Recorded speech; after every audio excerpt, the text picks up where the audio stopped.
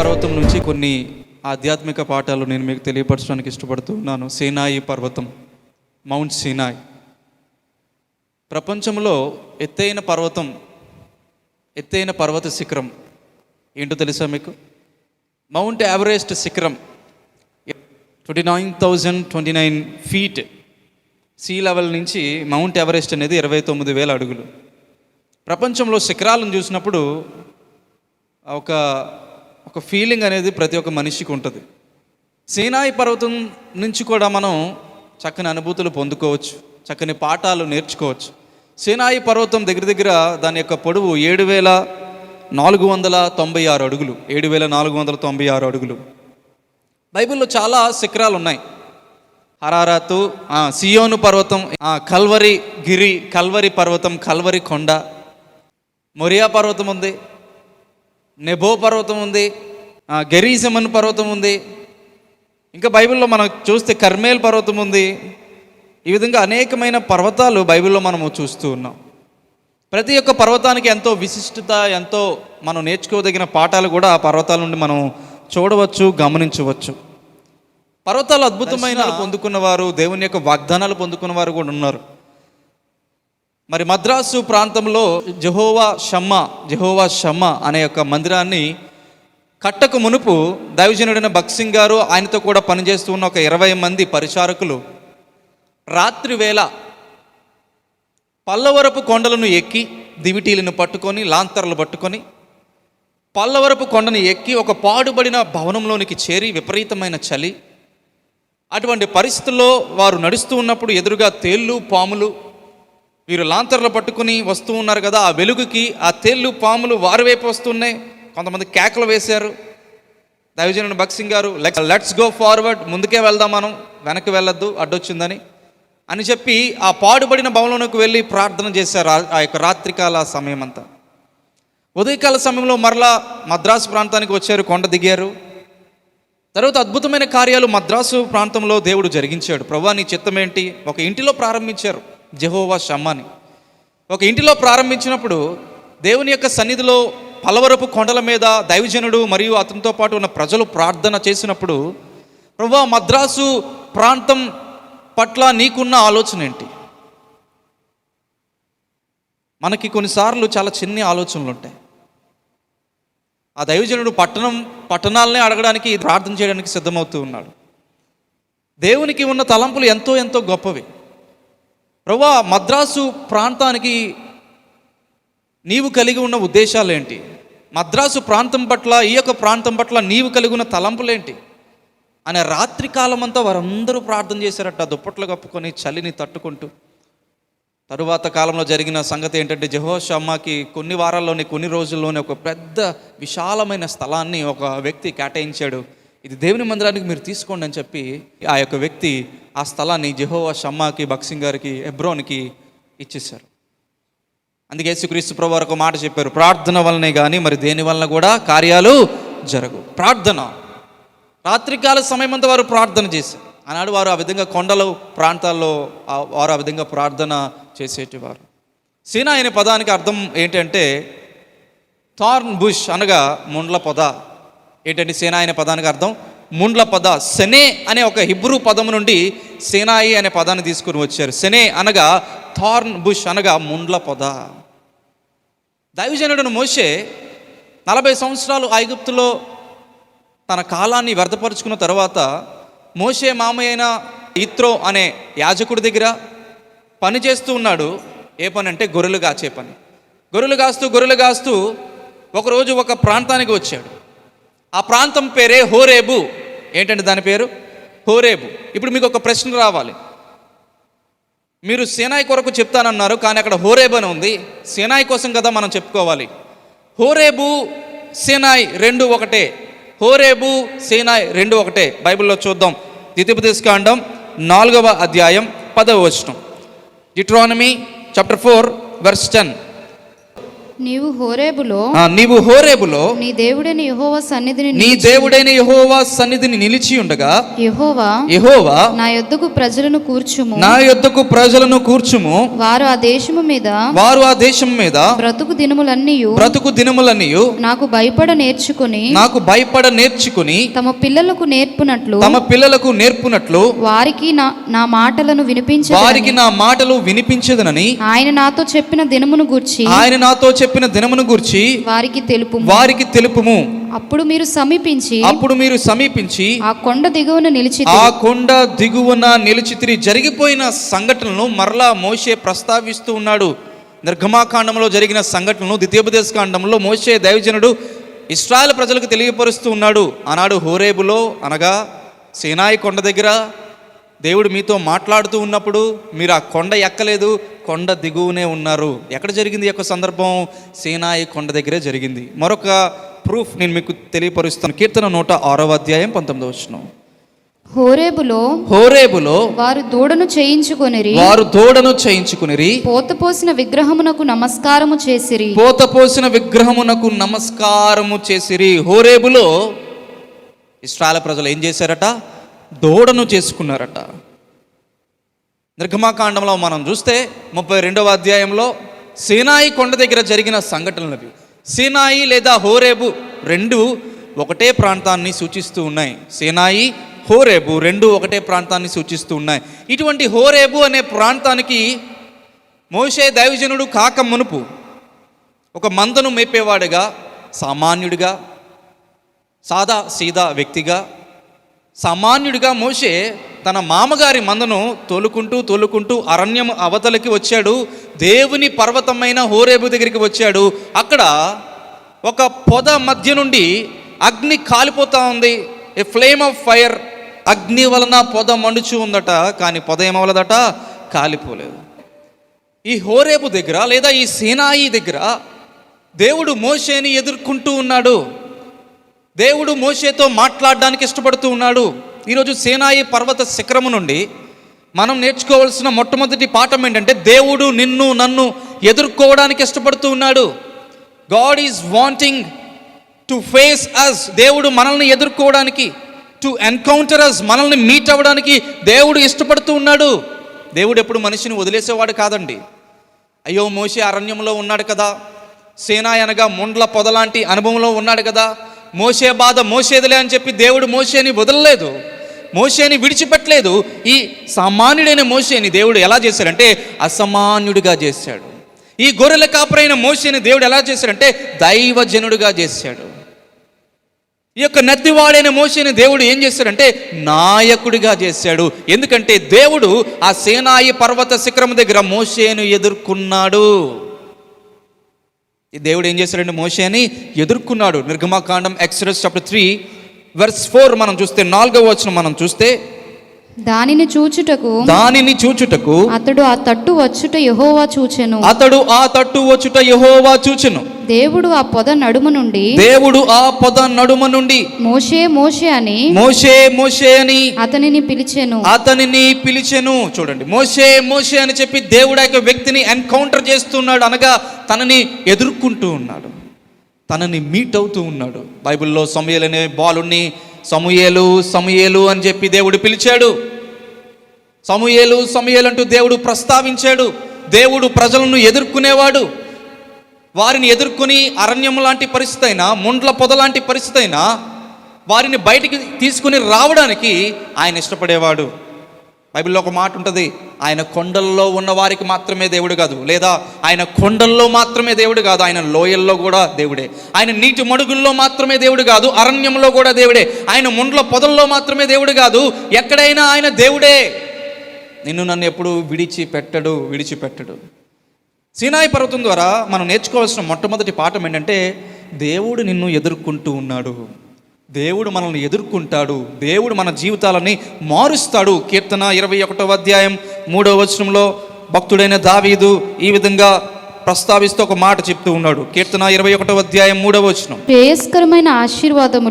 శ్రేయస్కరమైన ఆశీర్వాదములతో నీవు అతనిని ఎదుర్కొనుచున్నావు, అతని తల మీద అపరంజి కిరీటము నీవు ఉంచి ఉన్నావు. నిజంగా దావీదు జీవితంలో ఈ యొక్క ప్రొఫెటిక్ వర్స్, ప్రవచనాత్మకమైన ఈ యొక్క వచనము నెరవేర్చబడింది. నిజంగా దావీదు గొర్రెల దొడ్లలో నుండి దేవుడు ఏం చేశాడు? దావీదును వేరుపరిచాడు. దావీదును నిజంగా ఏర్పరిచాడు, జనులకు అధిపతిగా నియమించాడు, రాజుగా అతనిని ఎన్నుకున్నాడు దేవుడు. దావీదు రాజును శ్రేయస్కరమైన ఆశీర్వాదాలతో ఎన్నుకున్నాడట. ఇంగ్లీష్ బైబిల్లో అయితే you set a crown of fine gold upon his head, అపరంజి కిరీటాన్ని పెట్టాడట. మనం ఏ కిరీటాన్ని లేదా ఏ బంగారాన్ని కొనడానికి ఇష్టపడతాం? ఫైన్ గోల్డా లేకపోతే సాధారణమైన గోల్డ్ కొనడానికి ఇష్టపడతాము? ఫైన్, అపరంజి కిరీటం. కీర్తన 78వ అధ్యాయంలో దావీదును గురించి దేవుడి విధంగా మాట్లాడుతూ ఉన్నాడు. 78వ అధ్యాయం 70వ వచనం. తన దాసుడైన దావీదును కోరుకొని గొర్రెల దొడ్లలో నుండి అతని పిలిపించెను. పాడి గొర్రెలను వెంబడించుట మాన్పించి తన ప్రజలైన యాకోబును తన స్వాస్థ్యమైన ఇశ్రాయేలీయులను మేపుటకై ఆయన అతనిని రప్పించెను. చూడండి, దేవుడు ఒక బాలుడైన దావీదుని, పెద్ద వయస్సు లేని, ఎక్స్పీరియన్స్ లేని దావీదుని దేవుడు కోరుకుంటూ ఉన్నాడు. దేవుడు కోరుకుంటే కాదన్నవాడు ఎవరు చెప్పండి? దేవుడు ఎదుర్కొని నీ జీవితాన్ని మార్చాలని అనుకుంటే దానికి నీవు రెస్పాండ్ అయితే నీ జీవితం మార్చబడకుండా ఆపగలిగిన వాడు ఎవడు చెప్పండి? ఆనాడు దావీదును పాడి గొర్రెలను వెంబడించుట మార్పించి తన ప్రజలకు, తన జనులకు ఎలా నియమించాడంట? దేవుడు దావీదుని ఒక అధిపతిగా నియమించాడు, ఒక రాజుగా నియమించాడు. సీనాయి పర్వత శిఖరం ద్వారా ఒక పాఠాన్ని మనం నేర్చుకోవాలి. ఏంటంటే దేవుడు మనల్ని ఎదుర్కొనేవాడు. వాక్యము ద్వారా, లేఖనముల ద్వారా, సందర్భాల ద్వారా మనల్ని ఎదుర్కొని పదే పదే మనతో మాట్లాడి ప్రస్తావించి మన జీవితాలని మార్చడానికి ఇష్టపడేవాడు. ఆనాడు మోషే దేవుడిని ఎదుర్కొంటున్నప్పుడు, లేదా దేవుడు మోషేని ఎదుర్కొంటున్నప్పుడు దేవుడు పెట్టిన ఒకే ఒక కండిషన్ ఏంటో తెలుసా? నీవు నిలిచి ఉన్న స్థలము పరిశుద్ధమైన స్థలము, నీ చెప్పులను ఏం చేయి? విడిచిపెట్టుము. చెప్పులు దేనికి సాదృశ్యం అంటే మురికికి, మలినానికి, పాపానికి గుర్తు. దేవుడు నిన్ను ఎదుర్కొని నీ జీవితాన్ని మార్చడానికి ఒకే ఒక కండిషన్ ఏంటంటే నీ మురికిని, నీ మలినాన్ని నీవేం చేయాలంటే విడిచిపెట్టాలి. మోషే, నీ చెప్పులు విడువుము, నీవు నిలిచి ఉన్న ఈ స్థలము ఏ స్థలము? పరిశుద్ధ స్థలము. Your sandals has dirt, your sandals has dust and dirt. నీ యొక్క చెప్పులకి మురికి, ధూళి, మట్టి ఉన్నది కాబట్టి ఆ చెప్పులను విడిచిపెట్టు. ఆ చెప్పులను విడిచిపెడితే నీ జీవితాన్ని నాయకుడిగా చేస్తా, నీ జీవితాన్ని దైవజనునిగా రూపుదిద్దుతాను, నీ జీవితాన్ని ఒక ఉన్నతమైన స్థితిలో నేను ఉంచుతానని చెప్పి అన్నాడు దేవుడు మోషేతో మాట్లాడుతూ ఉన్నాడు.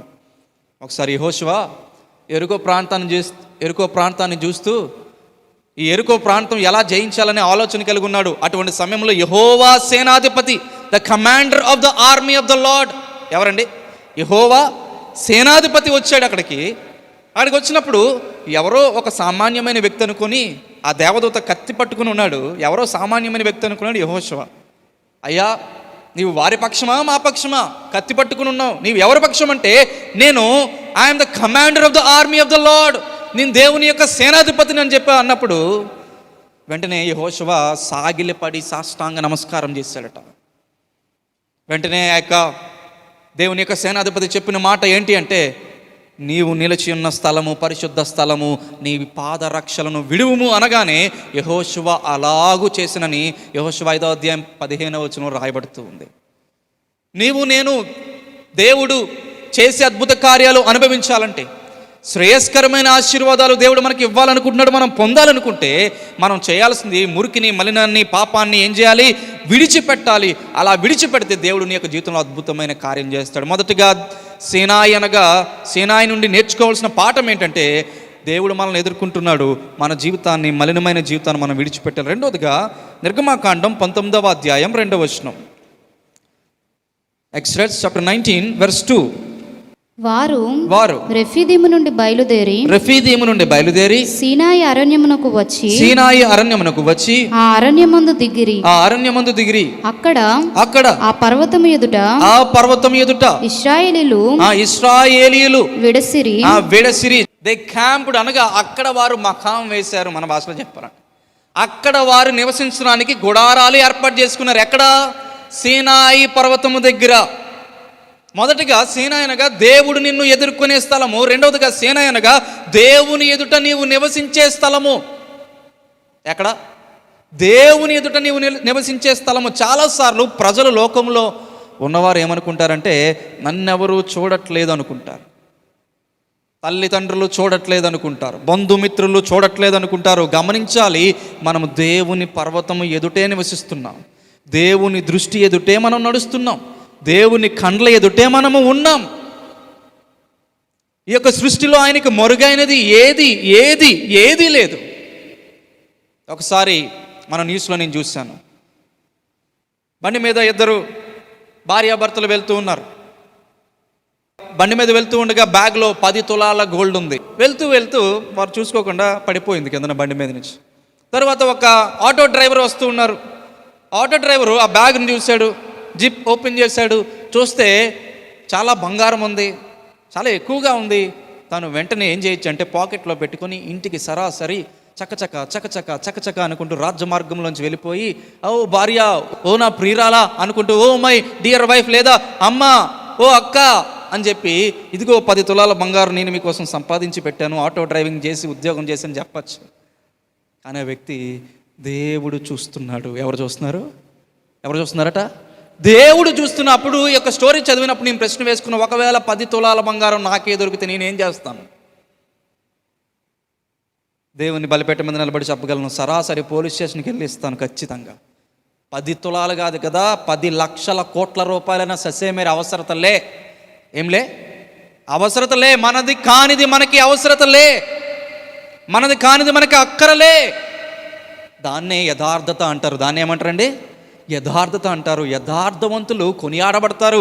అందుకే ఆ యొక్క వ్యక్తి పోలీస్ స్టేషన్కి వెళ్ళి సమర్పించినప్పుడు పోలీసులు దండ వేసి రిపోర్టర్లని, జర్నలిస్టులందరినీ పిలిపించి ఒక ఫోటో తీయించి మన యొక్క న్యూస్లో రిలీజ్ చేశారు. ఎందుకు?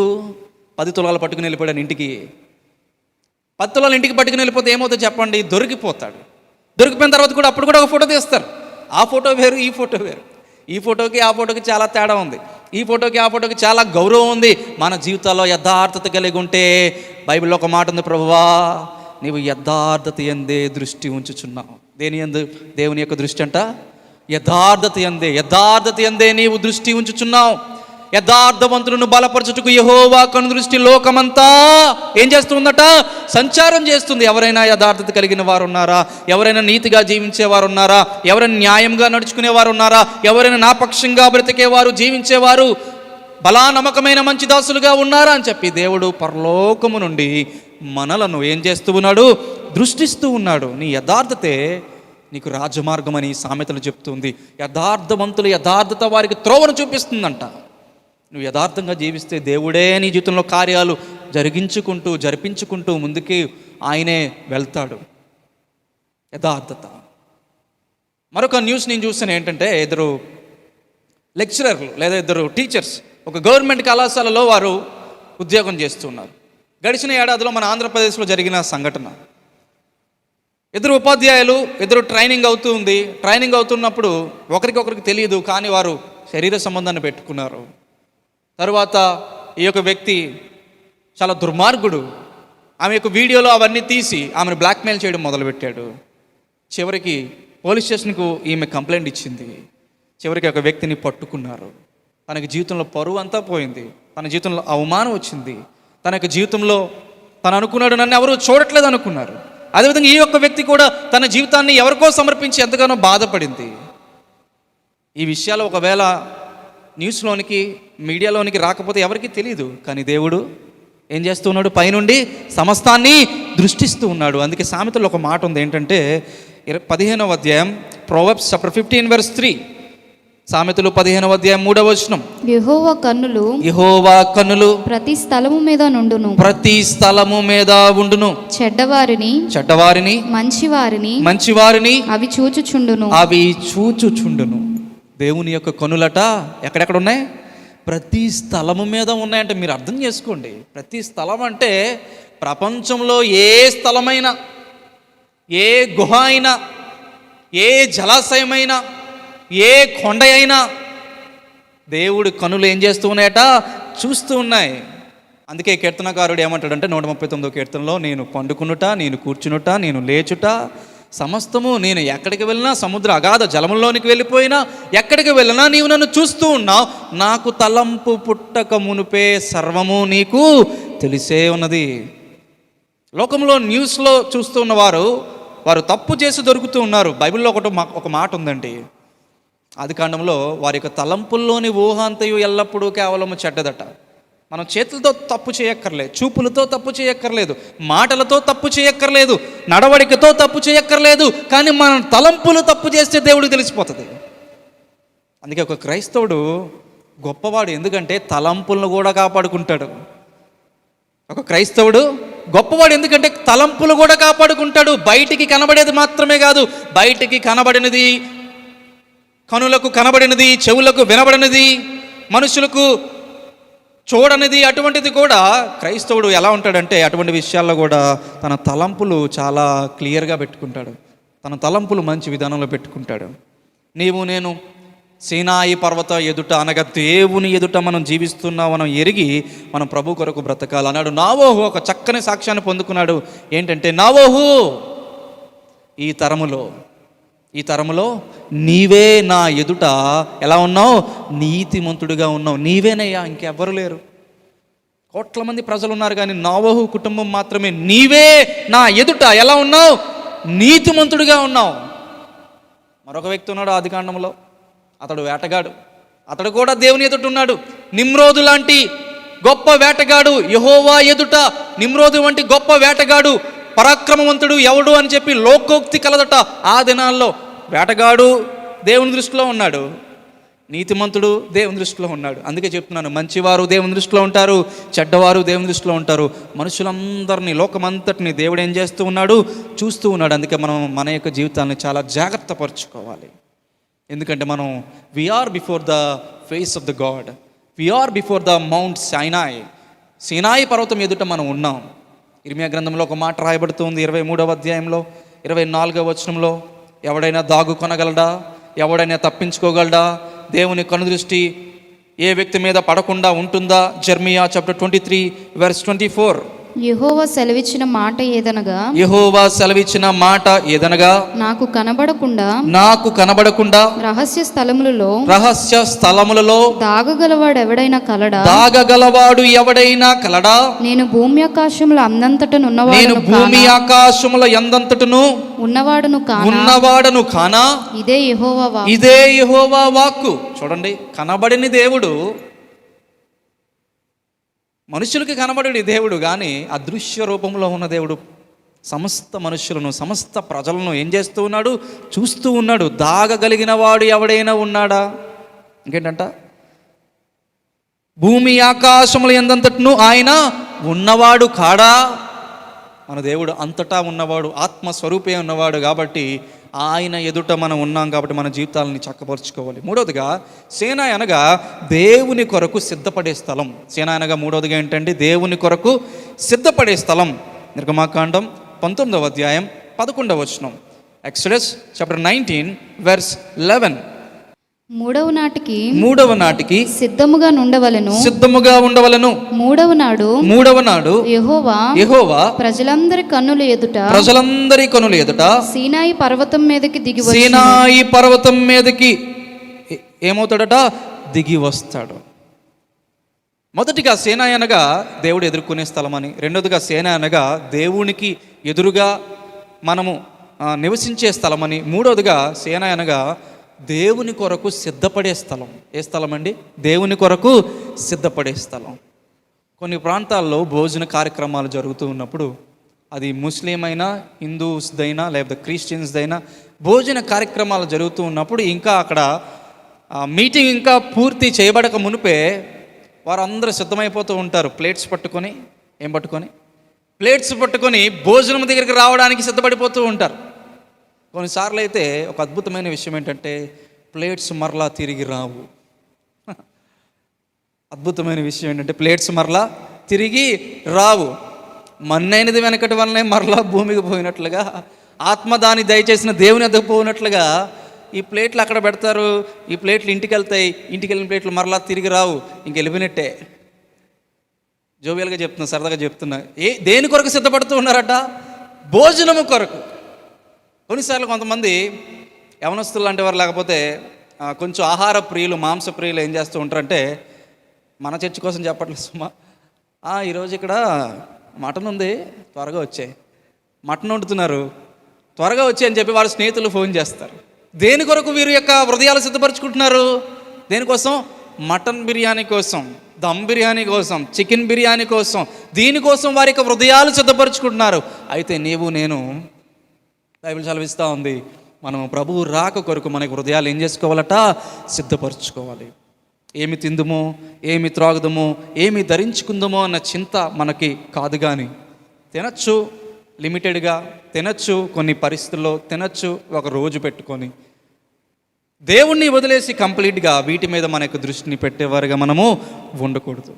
ఏమి తిందుమో, ఏమి త్రాగుదమో, ఏమి ధరించుకుందామో అన్న చింత కాకుండా మన చింత, ఏ యొక్క చింత ఉండాలంటే నా జీవితం, నా హృదయం దేని కొరకు సిద్ధపరచుకోవాలి? దేవుని రాక కొరకు సిద్ధపరచుకోవాలి. నా దేవుడు, నా రాజు వస్తూ ఉన్నాడు, మేఘాల మీద వస్తాడు ఆయన. ఇదిగో ఆయనను ఎదుర్కోవాలి. ఆ సేనాయకొండ దగ్గర దేవుడు చెప్తున్న మాట ఏంటంటే, 3వ దినమున నేను వస్తాను, మీరు సిద్ధం కండి, పరిశుద్ధపరచుకోండి, బట్టలు ఉతుకుకోండి, మిమ్మల్ని మీరే పవిత్రపరచుకోండి, 3వ దినమున నేను వస్తూ ఉన్నాను, సిద్ధము కండి అని చెప్పి దేవుడు చెప్తూ ఉన్నాడు. ప్రభు వెళ్ళిపోయి 2000 సంవత్సరాలు అయింది. 2022వ సంవత్సరంలో ఉన్నాం. ఏ క్షణమైన, ఏ దినమైనా ప్రభువు రావచ్చు. పరిస్థితులు కూడా ఆ విధంగానే ఉన్నాయి.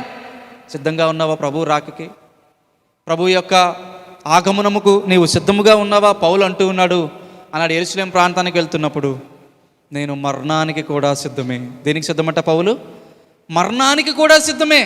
మీరు ఏడవకండి, మీరు ఏడ్చి నాకు కూడా ఏడుపును తెప్పించకండి, నాకు చనిపోవటకు కూడా నా యొక్క హృదయం సిద్ధమే, నేను చచ్చిపోవడానికి కూడా సిద్ధమే. అదే పౌలు అంటాడు, సువార్త కూడా ప్రకటించడానికి సిద్ధముగా ఉన్నాం. దేనికి? సువార్త ప్రకటించడానికి సిద్ధం, సువార్త నిమిత్తం చనిపోవటకు సిద్ధం, ప్రభు కొరకు సాక్షిగా జీవించడానికి సిద్ధం.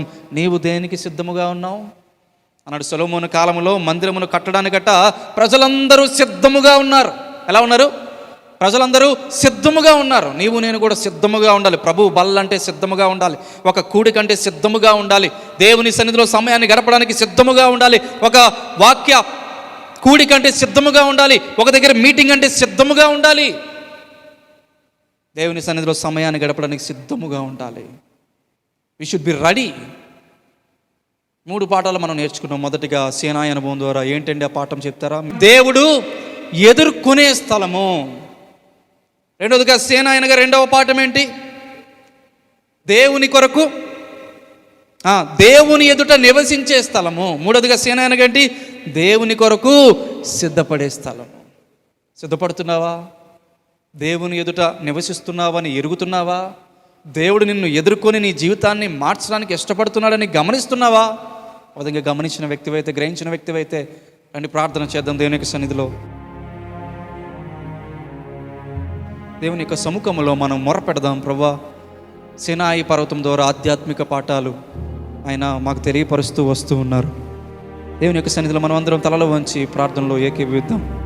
దేవా, సినాయి పర్వతము అయ్యా సిద్ధపడే స్థలం, సినాయి పర్వతము నీ ఎదుట నివసించే స్థలము, సినాయి పర్వతము నీ చేత మేము ఎదుర్కొనబడే స్థలము. ఇదిగో శ్రేయస్కరమైన ఆశీర్వాదాలతో మమ్మల్ని ఎదుర్కోవడానికి నీవు సిద్ధంగా ఉన్నావు. అపరంజ కిరీటమును మా యొక్క తలను వంచడానికి సిద్ధంగా ఉన్నావు. ప్రభువా, నాడు దావీదును, మోషేను ఆ విధంగానే చేస్తావు. వారిని దీవించావు, వారిని ఆశీర్వదించావు, నాయకులుగా చేసావు. ప్రభువా, మా యొక్క జీవితాల్లో కూడా మమ్మల్ని ఎదుర్కోవడానికి ఇష్టపడుతూ ఉన్నావు. అయితే ఒక కండిషన్ నువ్వు పెడుతూ ఉన్నావు. మా యొక్క చెప్పులను నీవు విడిచిపెట్టమని కోరుతూ ఉన్నావు. చెప్పులు మురికికి, మలినానికి, అపవిత్రతకి, అపరిశుద్ధతకి సాదృశ్యం. చెప్పులను విడిచిపెట్టినప్పుడు ప్రభువా అయ్యా మేము అయ్యా నీ యొక్క మార్గంలో నడవగలము. నీ యొక్క చిత్తం మా జీవితంలో అప్పుడు నెరవేర్చబడగలదు. అదేవిధంగా నాయన నీ ఎదుట మేము నివసిస్తున్నామని ఎరిగే కృప మాకు దయచేయండి. యెహోవా కనులు మంచివారి మీదను చెడ్డవారి మీదను ప్రతి స్థలమందును ఉంటూ ఉన్నాయనే సంగతిని మేము ఎరిగి నాయన నీ ఎదుట మేము బ్రతుకుతూ ఉన్నామని ఎరిగి ఈ లోకంలో పరదేశులమని యాత్రికులమని భయముతో భక్తిని కొనసాగించడానికి సహాయం చేయండి.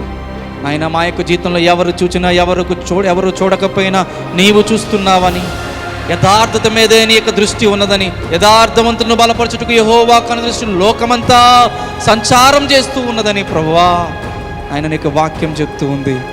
అయ్యా నీ కొరకు నీ ఎదుట ఆయన యథార్థత కలిగి నువ్వు మమ్మల్ని చూస్తూ ఉన్నావని, నువ్వు మమ్మల్ని గమనిస్తూ ఉన్నావని నీ కొరకు మేము బ్రతకడానికి సహాయపడండి. అదేవిధంగా నీ యొక్క నాయన రాక కొరకు, నీ యొక్క వాక్యము కొరకు, నీ సన్నిధిలో సమయాన్ని గడుపుట కొరకు, నీ స్వార్థ కొరకు, అవసరమైతే నీ కొరకు సాక్షిగా యొక్క లోకములో ప్రభా శ్రమలను అనుభవించిన కొరకు సిద్ధము కావడానికి సహాయపడండి. ఆయన నీ యొక్క రాక కొరకు నా యొక్క జీవితాన్ని సిద్ధపరచుకోవడానికి, పరిశుద్ధపరచుకోవడానికి సహాయపడండి. అతను యేసు నామములో ప్రార్థించి అడిగి వేడుచున్నాము తండ్రి. ఆమేన్.